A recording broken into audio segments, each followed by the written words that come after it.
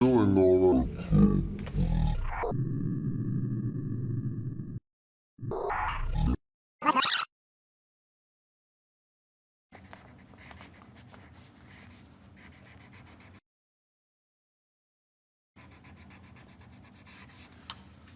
all right, and that's a very big one that Howard just read. But they're both big. They're all big.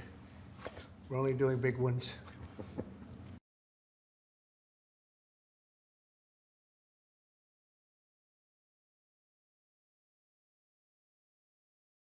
Okay. Thank you, sir. Mr. President, is that the culmination?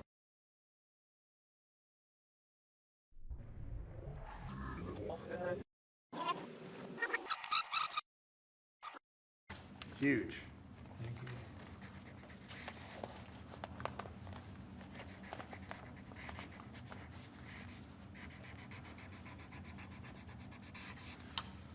you. All right, and that's a very big one that Howard just read. But they're both big. They're all big. We're only doing big ones. Okay.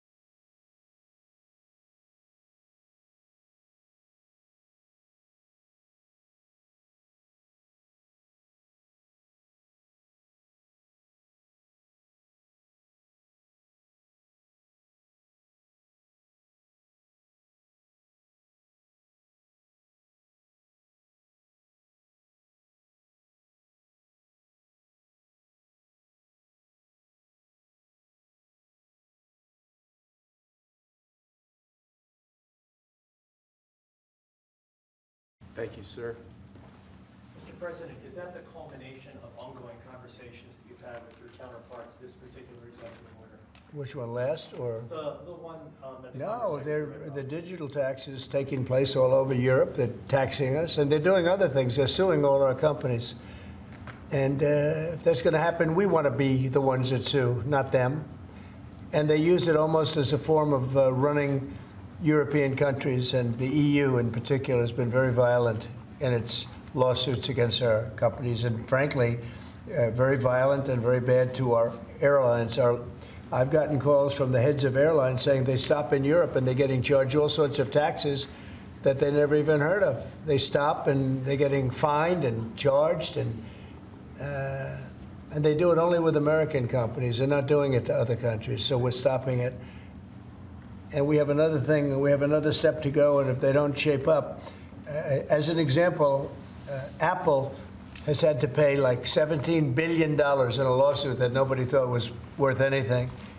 And I won't get into the judge, or the decision or how the decision was arrived, but I'm pretty good at this stuff, and I think it's disgraceful. And Google's being sued, Facebook's being sued, and many others are being sued by their so-called government, if you call it a government, EU, and they don't treat us right. They don't treat us right as a country. So we're going to protect our companies. We have to protect our companies. So we're not going to have any companies left anymore. I also want to thank Apple, though, for announcing they're going to invest $500 billion in our country. That's the biggest investment anybody's probably made to this date. And they're going to do it very quickly, and that's because of tariffs. They don't want to pay the tariffs, and they feel very strongly about the country. Now, they wouldn't have done it without us. Without the Trump administration, they wouldn't have done it. But they feel very strongly about the direction of the country. The polls have shown that, too. The polls are coming out showing direction of the company is of the country is the best they've ever seen, actually. Best they've ever seen. So I just want to thank Tim Cook and Apple for the confidence. $500 billion. That's the biggest investment anyone has made in a short period of time. Mr. President, have you spoken today with the House Republican holdouts who Yeah. said they would not be supporting the budget resolution? Well, I'm not involved in that. They know what I want, and the Senate knows what I want, too. And the Senate's got a bill that's very strong, having to do with the taxes, because the taxes is what's bringing all these companies in. So, and without it, by the way, you'd have to double your own taxes. Everybody would be doubled up, and you'd have the biggest tax increase ever. So the House has a bill and the Senate has a bill, and I'm looking at them both, and I'll make decisions. But I don't know where they are in the vote. I know the Senate's doing very well, and the House is doing very well, but each one of them has things that I like. So we'll see if we can come together. Mr. President, can you clarify, hopefully once and for all, what your expectations are with this email to federal employees? What are you going to use that information for? And do you see it as voluntary, like OPM has said, or mandatory? Yeah, well, it's somewhat voluntary, but it's also, if you don't answer, I guess you get fired. What it really I'm is, still lost on that. What it is do people exist? We have this massive government with millions of people, and nobody knows who's working for the government, who's not. So what they're doing is they're sending out a letter to everybody, and they're saying, what were the things you did last week? I guess they ask for 5. And if people are working, it's easy. I could tell you 5 things I did last week. I could tell you 5 things I did 6 weeks ago, right?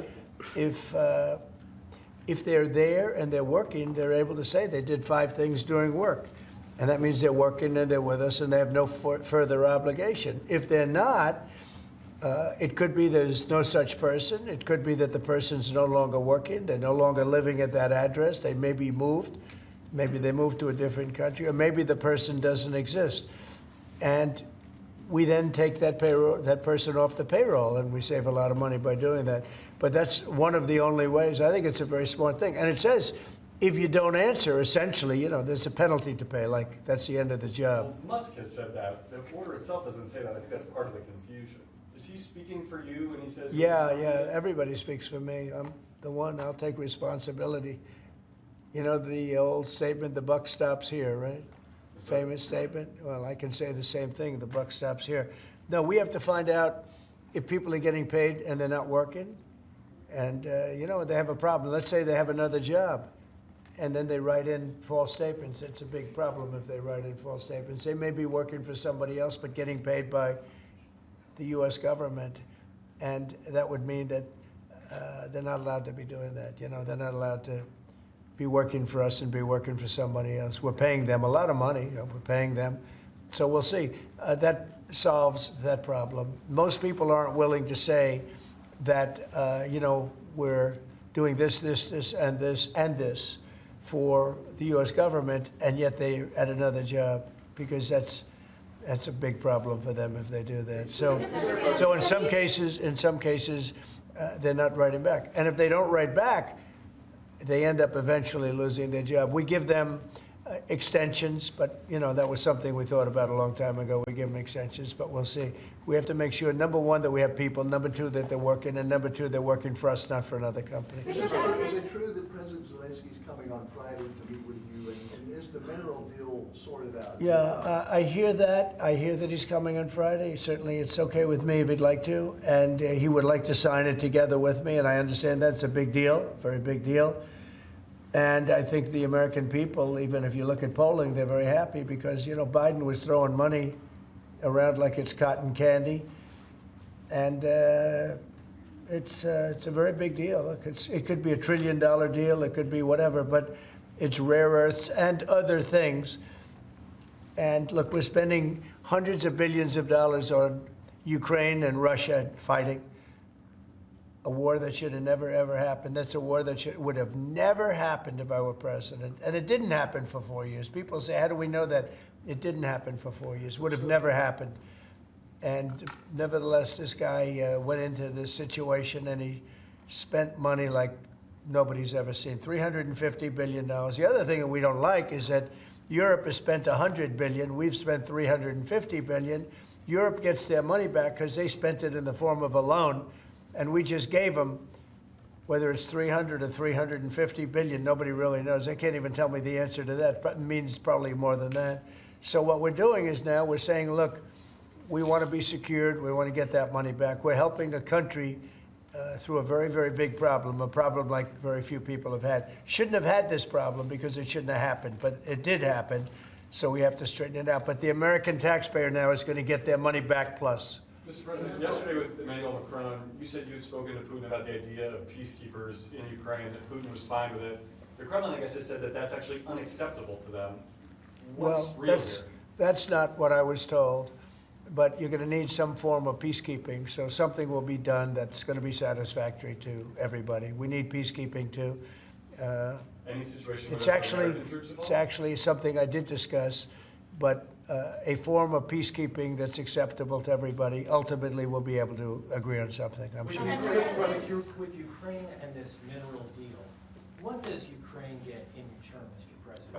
$350 billion and lots of equipment, and military equipment, and the right to fight on, and originally the right to fight. Look, Ukraine, I will say, they're very brave and they're good soldiers, but without the United States and its money and its military equipment, this war would have been over in a very short period of time. In fact, I was the one that gave the javelins. You remember the famous javelins?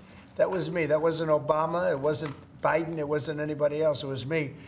And they wiped out a lot of tanks with those javelins. And the expression was that Obama gave sheets and I gave the javelins. That was a big deal at the time. It wiped out. That was the beginning when people said, wow, that's something. Well, that was American equipment. Without American equipment, this war would have been over very quickly. And American money, too. I mean, a lot of money. So that war-fighting equipment and the ammunition, that's sustained going forward for Ukraine, and how long is it sustained? Well, it could go forward for a while, and maybe until we have a deal with Russia. Look, we need to have a deal with Russia, otherwise it's going to continue. But now when Americans put up their money, the taxpayer money, and the president approves it, we're getting our money back in some form. But it could go on for a while, or it could be settled quickly. I think it's going to be settled quickly. I spoke with President Putin. I think he wants to settle it. And once you get on with life, it's horrible. What's happening horrible. Thousands of soldiers a week are being killed, and others too, but especially on the battlefield. Thousands a week are being killed, and we want that to end. Yeah, Brian? Yes. Okay.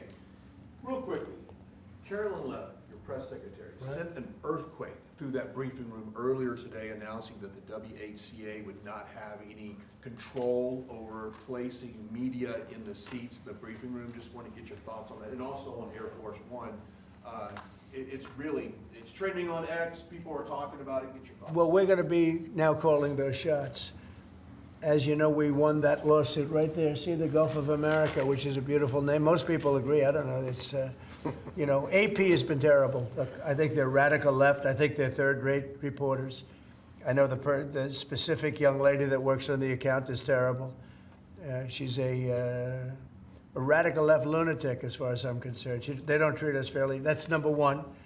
And number two, they had no right to do that. This is the Gulf of America. And if you look at that shoreline, look at that shoreline. Look, from Florida, well, most of it is, it's called America. And vast majority, like big numbers. So I'm just admiring it as I look at it. I'm getting teary-eyed, but I don't want you to say Trump broke down and started crying. No, how beautiful is that? Look at the shoreline. Look at that. Well, That's can I- America. Can I shift our attention to Canada real quick? Yes, please. Last week, I spent some time with 2 government officials for Canada. And I was asking them how realistic is it that Canada would be the 51st state? Yeah. And they told me there is a path. Alberta is first, and if they sign on, Saskatchewan would follow, and then you go west to British Columbia. There is a movement in Canada to join us. Want to get your thoughts on that and how that's proceeding right now? So it's true. Thank you, Brian. It's true. A lot of people in Canada are liking becoming our beautiful, cherished 51st state. They'll have to pay much lower taxes. They'll have the ultimate security. You know, they don't pay very much for security right now because they rely on us, which is really unfair to us. They make cars that we could make, and they send them back into the United States. They make a lot of things, including the sending of oil and everything. We don't need their oil. We don't need their lumber. In fact, we're going to be freeing up, and I've asked Howard Lutnick to get that done with Lee and everybody, Lee Zeldin, environmental. We're freeing up our forests. We're going to be able to take down trees. Right now, you know, we're so restricted environmentally. We're going to be freeing it up with an emergency order. We have an emergency order, and we're going to be freeing up our forests. We have more forests than almost anybody, and great lumber, great trees. We don't need anybody's trees. We don't need trees from Canada or anybody else. In fact, we have to put the slits, as they call them, the area, you know, 50, 60-yard area in between areas of trees. It stops the fires. And frankly, California should have been doing that for years. It's almost getting late. They're going to run out of forests the way they're going. What a shame. And by the way, the water is flowing in California. I hope you people have seen it. But the water is flowing. Do you have a picture of that? I'd hold it up. Do you have a picture of that? Get a picture of it, please. You know, we had a little skirmish in California. I can't believe we had to do that. But we opened up the water in California. The water was flowing into a place called the Pacific Ocean, which for the Pacific Ocean is only a drop. But for us, it's more water than we can use in California. So I'll get you some photographs, but it's a beautiful sight. The water is flowing in California. Beautiful water from the Pacific Northwest and beyond. And it flows down, and instead of being routed out to the Pacific Ocean, and this has been going on for 20 years more in order to take care of a certain species of fish, which wasn't doing very well without water, I can tell you. So that's a big deal. It's like not reported. It's incredible. But California has a lot of water. That's going to take care of farmers. It's going to wetten up the land. And it's going to go all the way down to Los Angeles, where they have curfews on water, where they have all sorts of blocks on water. You can only use so much. We're going to put until just recently, they were going to put a number of gallons per person living in a house in Beverly Hills on water. You're not going to have that problem anymore. Do you have a picture? Let me just see what that looks like. How beautiful is that? Look at that beautiful water flowing. Look at that. That's coming in the dikes and other means of transportation. Isn't that beautiful? Who would believe that? That's all water they could have had. I went to the governor during my first term and I said, why don't you do this? And they said they have an environmental problem with clean water. If this water were there, you wouldn't have had those fires. You had sprinklers. They make people put sprinklers in the ceiling of a home, and they had no water in them. With this, they would have had a lot of water in them. They would have all been full. They would have had you would have had a whole different deal down there. You probably wouldn't have had a fire, but if it was, it would have been small, would have been put out. You had the fire hydrants not working in California. So it's a beautiful site. These are canals that were built. These were all built. And you saw them for years. They were empty, concrete. They call them the V-shapes or the half pipes. And they're shaped different forms, but they're shaped. And they rush down through the farm areas where the farmers can take it and down to Los Angeles. And they were sitting empty for years. And now look at that way it looked. It wasn't easy. We had to be very unfriendly to get into those areas. We opened it up. Mr. President. I essentially attacked California. Can you believe it? I attacked California. Let's go. At the outset of your administration, sir, you committed to ending the weaponization of government, to holding those accountable who participated in the weaponization of government. Hold it. This is a good one. Is everybody listening? Deranged Jack Smith. We're going to call it the Deranged Jack Smith signing or bill. Go ahead. One law firm that provided pro bono legal services to the special counsel's office under Jack Smith's leadership was Covington and Burling. As a result of those actions, we're now going to be suspending and putting under review the security clearances for the attorneys and employees at that firm who worked with Jack Smith's team. And we're going to continue holding the people who were responsible for the weaponization of government and who supported it accountable for what they did. And you'll be doing this with other firms as time goes by, right? We're looking at sort of the whole panoply of options. The weaponization of our system by law firms, even pro bono work they're doing just in order to clog up government, stop government. And nobody knows about it more than me. And hopefully that'll never happen again. So the Covington and Burlington? Covington and Burlington. Mr. President, may I ask you a question about Europe? So long term, do you plan to maintain the number of U.S. troops? Wait, I just want to stationed? savor this one, please. Who would like this pen? I'll take it. Hey, why don't you send it to Jack Smith? He's a deranged person. Mr. President, what do you say to people who worry that targeting an individual firm or individuals who aren't Jack Smith Excuse for his me, actions? I've been targeted for 4 years, longer than that. Thank you, sir. So you don't tell me about targeting. I was the target of corrupt politicians for 4 years, and then 4 years after that. So don't talk to me about targeting. Yeah, go ahead. Mr. President, there are approximately 2 million federal employees right now. By the end of your term, what do you expect that number to be? What would you like that number to be? Well, it'll be lower, but I can't tell you. Everybody knows I ran on downsizing government, but making government better. I ran on tariffs and making our country rich, and that's what's going to do. We're going to be doing something else that's going to be very, very good. We're going to be selling a gold card. You have a green card. This is a gold card. We're going to be putting a price on that card of about $5 million, and that's going to give you green card privileges plus. It's going to be a route to citizenship, and wealthy people will be coming into our country by buying this card. They'll be wealthy, and they'll be successful, and they'll be spending a lot of money and paying a lot of taxes and employing a lot of people. And we think it's going to be extremely successful. Never been done before or anything like this, but it's something that we're going to be putting out over the next, would you say 2 weeks, Howard? Do you want to 2 say weeks. a couple of words about it? Sure. Mr. President, are there Wait a any minute, what? requirements for that gold Hang on a card? second. Do you have to invest a certain amount of money in this country in order to qualify for that gold card? Yeah, exactly. So Go the ahead. EB-5 program was really, you lend some money, but it was full of nonsense, make-believe, and fraud, and it was a way to get a green card that was low-priced. So the president said, rather than having this sort of ridiculous EB-5 program, we're going to end the EB-5 program. We're going to replace it with the Trump Gold Card, which is really a green card gold. So they'll be able to pay $5 million to the U.S. government. They'll have to go through vetting, of course. We're going to make sure they're wonderful, world-class global citizens. They can come to America. The president can give them a green card, and they can invest in America, and we can use that money to reduce our deficit. Why do we give out lotteries of green cards? Why do we give out EB-5 for green cards? The President of the United States understands that the right answer is, why don't we eliminate the deficit of the United States of America instead?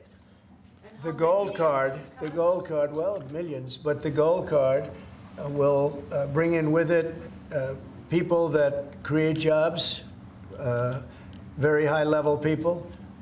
I think companies will pay to get people in. For instance, you today graduate from the Wharton School of Finance or Harvard or Stanford or any college, and nobody knows if you can even go to work for a company. So Apple and all these companies that want to get people to be working for them will be able to buy a card. And for the people that are number one in their class at top schools, I see that as one of the things. But generally speaking, it'll be people with money and people that create jobs. And they won't have to pay any tax on income outside of the United States, which they're not paying right now. They're not citizens. But they'll have to pay, if they create jobs in the United States, they'll pay full taxes like everybody else. So you're getting big taxpayers, big job producers, and we'll be able to sell maybe 1 million of these cards, maybe more than that. And if you add up the numbers, they're pretty good. As an example, 1 million cards would be worth $5 trillion. $5 trillion. Wow.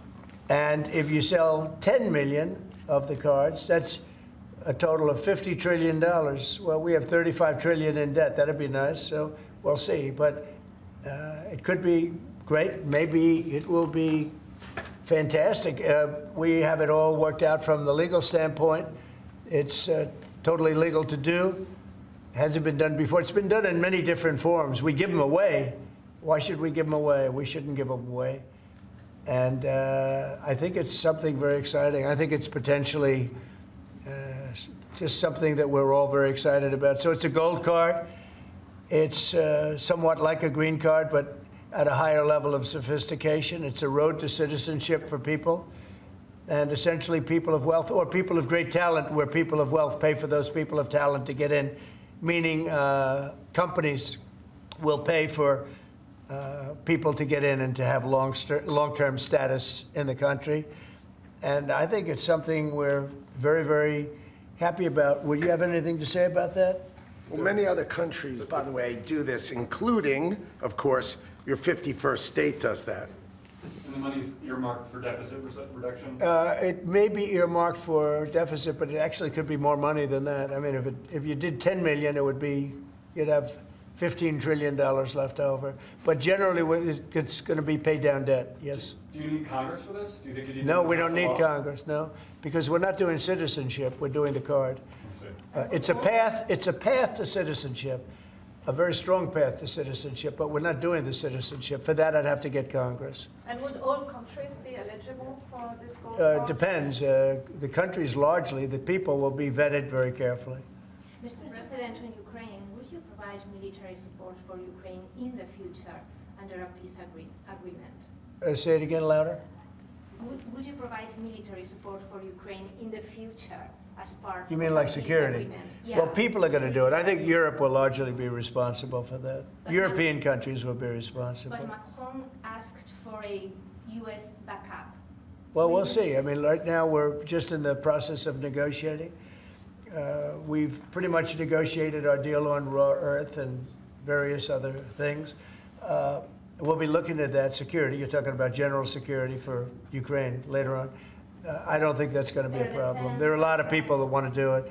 And I spoke with Russia about it. They didn't seem to have a problem with it. So I think they understand. They're not going back in. Once we do this, they're not going back in. So Mr. would President, air on that defense, gold card, aircraft? Would the U.S. provide, for instance, air defense? Well, I just told you, right now we're not providing anything. You know, it's about Europe, too. Europe put in $100 billion, and we put in $350 billion. It's not a fair thing. You know, we would normally say, and I say it now anyway, but we want equalization. They should put up actually more money than us because they're right there. We have an ocean in between.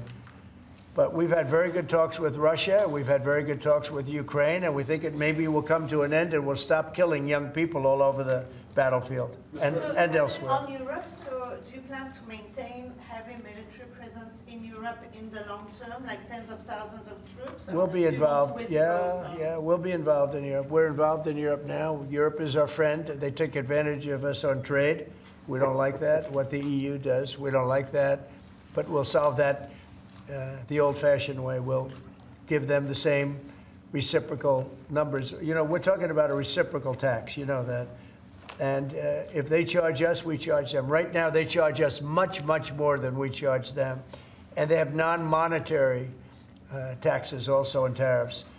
and we're going to change that. It's all changing. It's all changing. We're not going to be the people that we were. We had people in this office sitting right at this desk or another model of this desk, because as you know, the other desk is right now being refurbished. Is Steve Witkoff delaying his trip to the Middle East? No, not that I know of. No, Steve. And the Middle East has been great. Saudi Arabia has treated us really well. They really have. And I think Qatar has treated us very well too. They want to get that whole mess ended in the Middle East. You know, we don't even talk about that anymore. You guys haven't asked one question about the Middle East, but the Middle East seems to be doing relatively well. May I ask about the Middle East, sir, about the Middle East? For months, even before you were elected in November, you've spoken about your desire to free all of those hostages that have been held by Hamas since October the 7th, a year and a half ago. And just a few weeks ago, you gave an ultimatum. You said if they're not all released by noon on February the 15th, there would be hell to pay. Is Hamas thumbing their nose at you, Mr. President? No, I think the opposite. So, as you know, they weren't going to release any more hostages. And I said there's going to be hell to pay. And then they agreed that they were going to release the hostages that they had agreed to release, plus an extra one. And so that you could say that was a big difference. But I said it from that point, it's up to Bibi, Netanyahu, and Israel. I may have taken a different stance. But they did release, they went back to releasing the hostages. But if you remember, they said we weren't going to release any. They've totally ended it. And I said, well, they're not going to release any. They'll be held to pay. And but the rest is really up to him. What I may have done it differently than him. It's not my decision. It's his decision. But they did release all of those hostages. So. Mr. President, when you spoke to Vladimir Putin, did he raise or did you discuss at all the possibility of a minerals deal on the Ukrainian land that Russia now controls? I didn't discuss it, no. I'd like to buy minerals on Russian land, too, if we can. The rare earth. They have very good rare earth also. They both do, I would say that, and oil and gas. Look, it's a great thing. If we sell this, it's great for Russia, too, because we can do deals there. They have very valuable land that isn't utilized. So something like that could take place, yeah. Have you put raising or lifting sanctions against Russia on the table as your No, we haven't lifted any sanctions on anybody. on the table as part of any negotiation? I guess it will be at some point, but right now we haven't agreed to lift sanctions on anybody. On that gold card, getting back to that, I'm fascinated by this, Mr. President. You should be fascinated by it. Your taxes will go down to nothing. Would a Russian oligarch be eligible for a gold card? Yeah, possibly. Hey, I know some Russian oligarchs that are very nice people. It's possible. They're not quite as wealthy as they used to be. They're not as wealthy as they used to be. I think they can afford. I think they can afford $5 million. So they have No, a lot of people are going to want to. A lot of people are going to want to be in this country, and they'll be able to work and provide jobs and build companies and pay taxes. All of those things. It's an incredible. It's an incredible thing. I mean, this is the group that is the first to hear it. Nobody's heard about it. Nobody ever thought about it, but we've been thinking about it very, very strongly over the last week. And I was going to announce it sometime next week, and I figured, why not? We have a lot of cameras blazing right now. We might as well do it now. We'll have Caroline announce it the next time. No, it's a great thing. The gold card. Remember the words, the gold card. Somebody said, can we call it the Trump gold card? I said, if it helps, use the name Trump. I'll give it to you for free. I like it. Mr. President, you probably just launched 10,000 stories. Do you want to elaborate a little bit more on what Russian oligarchs you know? I know. Isn't it interesting how many stories we do tell? And they all turn out to be true, and they all turn out to be ultimately correct. You know, Trump was right about everything. Do you have one of those Trump was right about everything hats? I'm going to give it to this gentleman. Get me one of them. But they're all going to be vetted. Everybody who comes in gets vetted, okay? They get vetted, so you got to, you know. We're going to begin in 2 weeks. About 2 weeks. The sale will start in about 2 weeks. Mr. President, do you see a more active role for Zelensky now, given the status? I hope so. I mean, look, I think that we want to get that country back on its feet. And right now, it's been destroyed. And so, here, give me this here. Give me all of them. Look. See that? Trump was right about everything. It just came in. Somebody said, I said, But this was sent in by a fan. I said, I think we should make some of them, right? But we were, pretty much. You want one? I'll pass. Are you allowed to take one? Because he'll consider it. I know him well. He's sort of a stiff. I said you were Yeah, right. Brian, you're not a stiff. He's sort of a stiff guy. You know? He'll take other things, but not a free hand. Always say yes to the president. Always say yes to the Would president. anybody like one? Mr. President, an easy question perhaps for you, maybe it's difficult. I'm going to ask you this question about the Super Who do you work Bowl. for? I work for two news organizations. Who? I work for two news organizations. Yeah, who are they? I work for Gray Television, America's second largest broadcaster, and I work for iHeartRadio. So there you go. But let me ask you the easier, tough question, Mr. President. The Philadelphia Eagles won the Super Bowl. Are they being extended an invitation? They will be. We haven't yet, but we will be. I thought it was a great performance by them, and absolutely they'll be extended that invitation. Would you do that right away, by the way? We'll do it right away. We're going to do it sometime today, and they deserve to be down here, and we hope to see them. We have a lot of teams. We just had the great hockey team, as you know, Florida come here. We have many of the great athletes come that win things. What's the main obstacle holding up this PGA Tour Live Golf?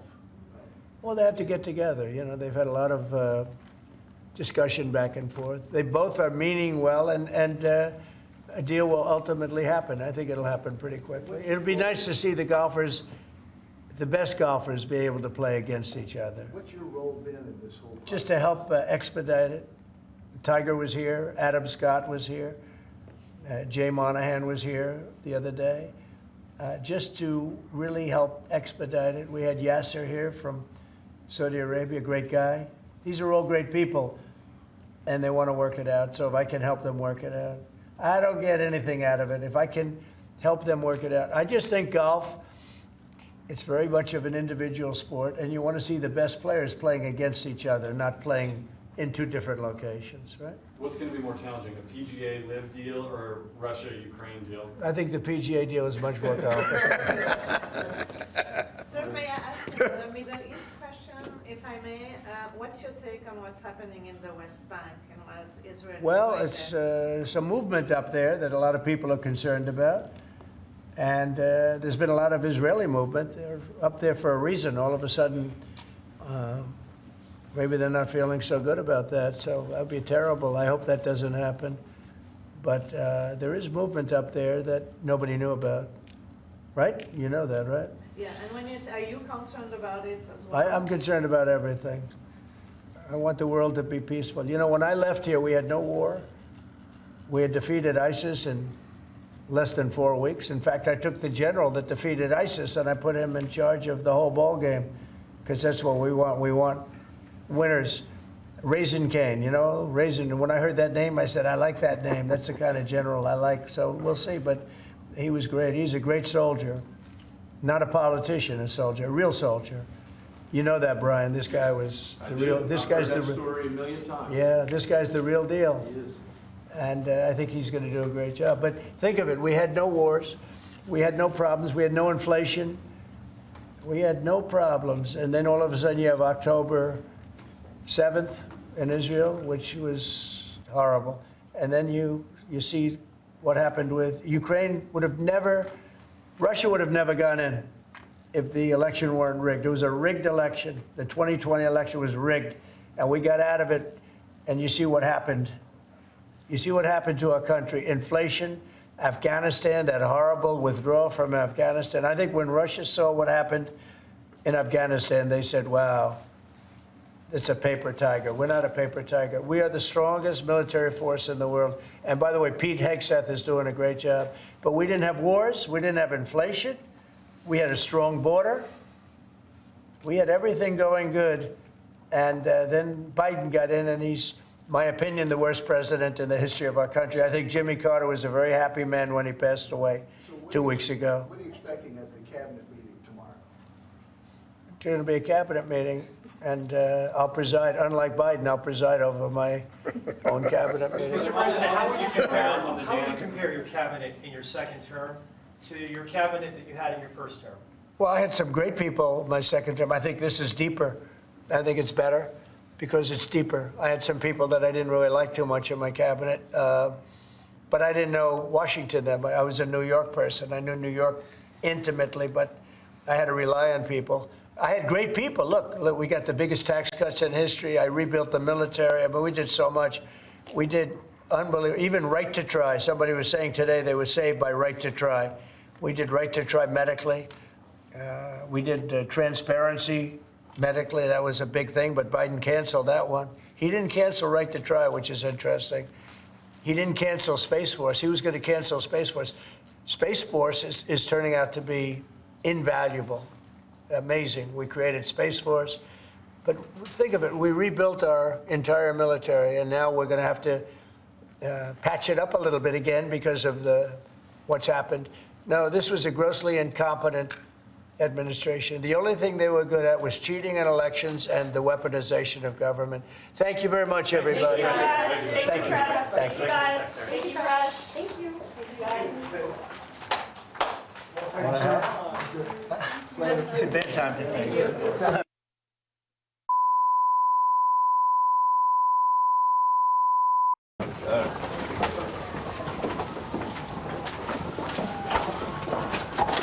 Sorry.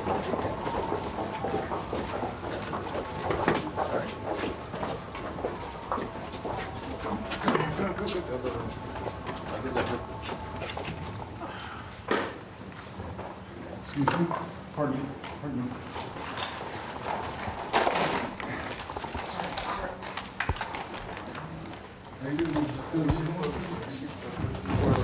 How are you?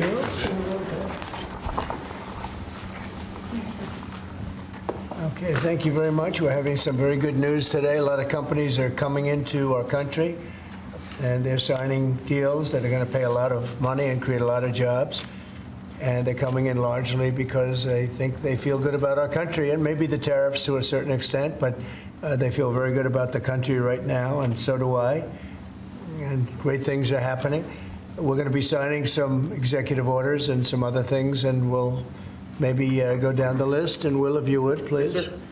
First, we have an executive order for your attention. In 2019, during your previous administration, you imposed price transparency requirements on the healthcare industry. This was a significant driver in lowering the costs of healthcare during your first administration.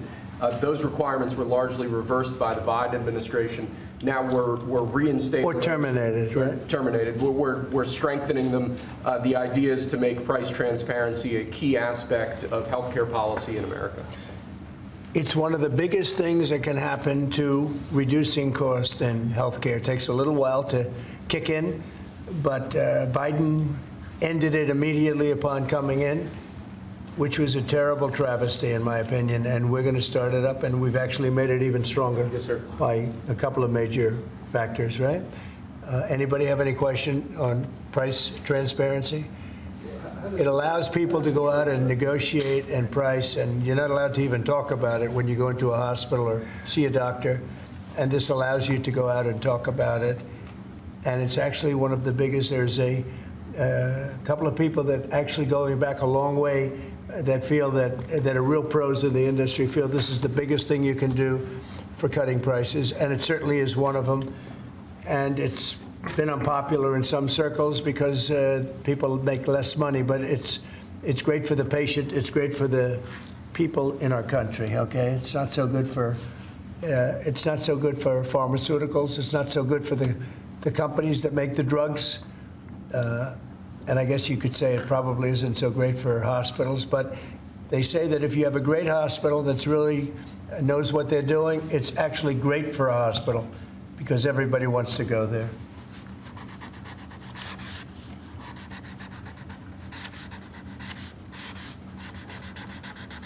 Okay. Thank you, sir. Good. Got it, Doug? Thank you, sir. Pulitzer Prize. Okay. Thank you, sir. Next, we have for your attention another executive order.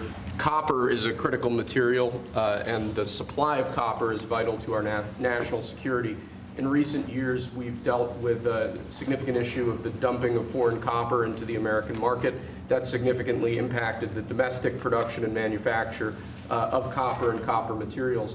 This executive order charges your Secretary of Commerce with starting the process to potentially impose tariffs or other trade barriers to prevent this ongoing dumping of copper and to protect the American manufacture and production of copper. It will have a big impact. Howard, do you want to say something about You that? mind if I read one of your truths? Sure.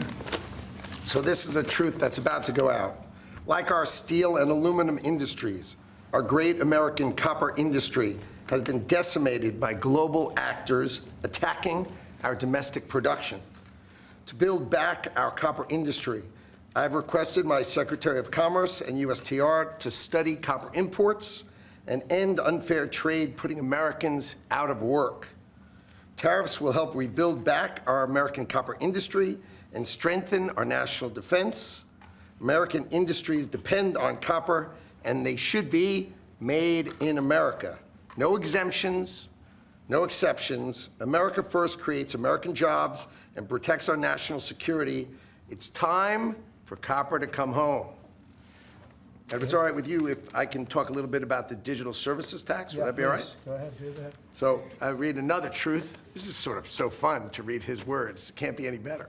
So our incredible United States economy and undeniable American spirit has enabled the creation of the greatest technology companies on earth.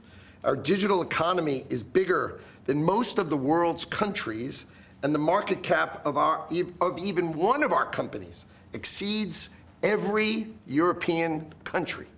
Instead of empowering their workers and creating opportunities, foreign governments have instead tried to tax, fine, and hinder Americans' technology companies. Both friend and foe have been treating American tech companies harshly, as if our companies are their piggy bank. This will now end. It is my objective to level the playing field and end these attacks. We are putting these countries on notice to end their unfair treatment of American companies, large and small. Our companies are the greatest investors in the world. So our tech companies are the greatest investors in the world, and their investments will go only to where American companies are treated fairly. Our ingenuity, grit, drive, and perseverance have built America. If these countries want to participate in the AI industrial revolution, it's time to choose sides with America, not against us. And we signed that on Friday, sir. Okay, very big deal, right? Huge. Thank you.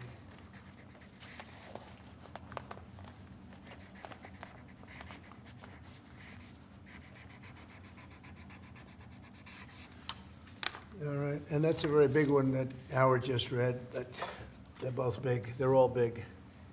We're only doing big ones. Okay? Thank you, sir. Mr. President, is that the culmination of ongoing conversations that you've had with your counterparts this particular